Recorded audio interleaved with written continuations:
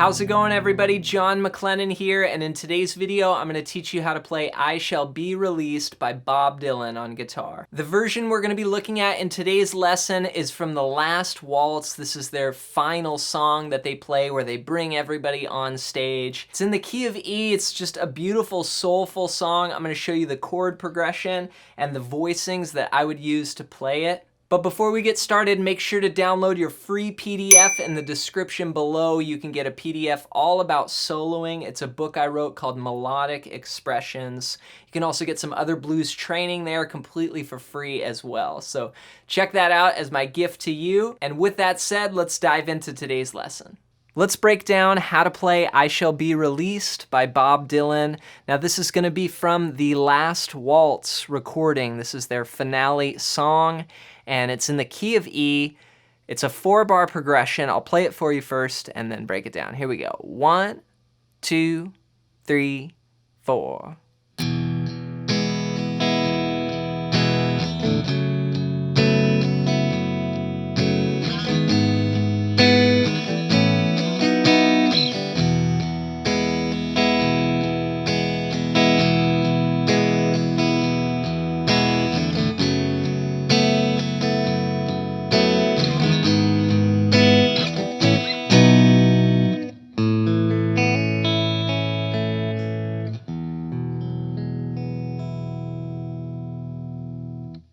So let's talk about the basic chord progression. We're going to play an E chord in the first bar. And that's going to be open, 2, 2, 1, open, open.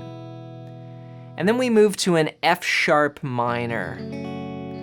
But the way I play this chord is what I call an F sharp minor 11 chord. And that's going to be from the A string down. This is, first I'll show you kind of an easy way, and then I'll show you exactly what I'm doing. So 4, 4, 2, open, open. That's F sharp minor 11. Now if you can bring in that bass note on the 2nd fret of the low E.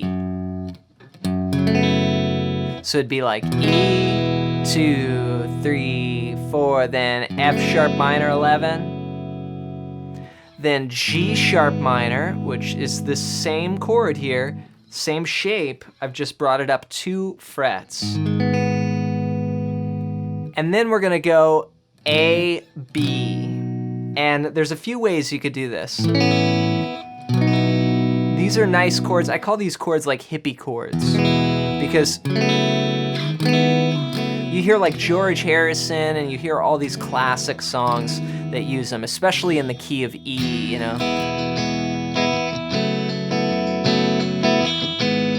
You hear all that kind of stuff. So we play that G sharp minor in the 3rd bar, and then we're gonna move up to an A, which is 5th fret of the low E, then 7, 7, 6, and then open B and open E. It's really an A add 9 sound. And then you take that same chord and you move it up and you get like a B sus type of sound. But for all practical purposes, I'm just thinking A to B, you know, so it's E, F sharp minor, G sharp minor, then A, B, then back to E.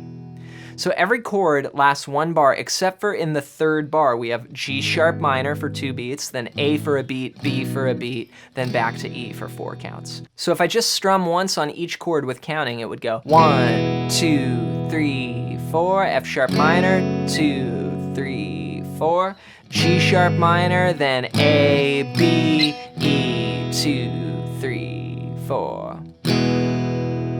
Now if I add a little bit of strumming to that, this is the pattern that I would use.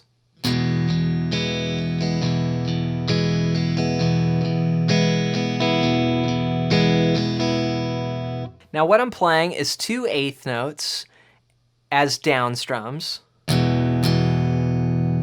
And then I'm playing an 8th and 2 16ths with a down, down, up. So 1 and 2E and a 3 and 4E and a.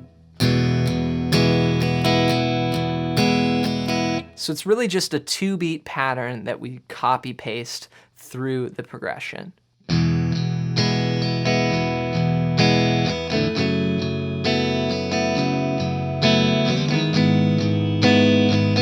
Now here, when we get to the A and the B, I'm just gonna do down, down, and then E. It's just one beat each quarter note strum.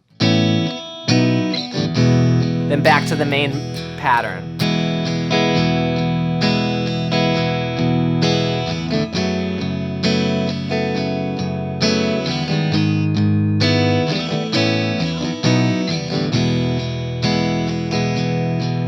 Now that's the whole song until we get to the refrain or the chorus, and there's just one little change rhythmically. We go, any day now, any day now, I shall.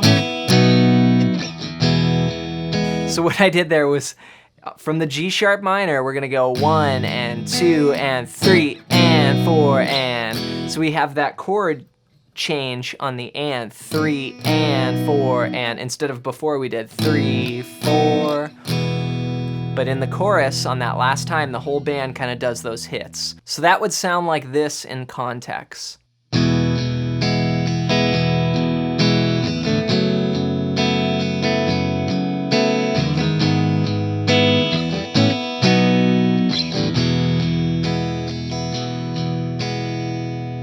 Now that's all you need for the whole song until the very end. We do a little cadence there that ends the song, and this is a typical gospel sound. We're playing through the progression. We're gonna hold on that B, and then we're gonna finish with an A and an E, just a little 4-1 chord. So that would sound like this.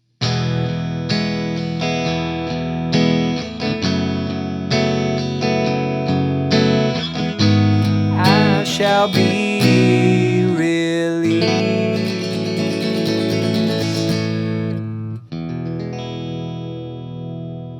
And that's what you do for the ending there. Now there is a cool shape that I like to use that most likely isn't played on the recording, but a lot of times when I have an E chord like this, I'll end with this chord,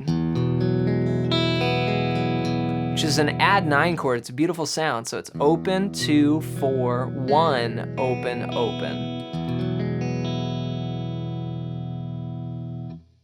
Make sure to practice this song along with the recording. That'll really help you get the feel. And this has just got such a laid back groove. It sounded like all the musicians were really tired and they were just kind of playing and just grooving together. If you're interested in learning to do some more soloing like what I was doing at the beginning of this video, you might want to try playing this chord progression into a looper pedal or record yourself playing this song and then work on soloing on top. And to help you with that, make sure to get my free book in the description below.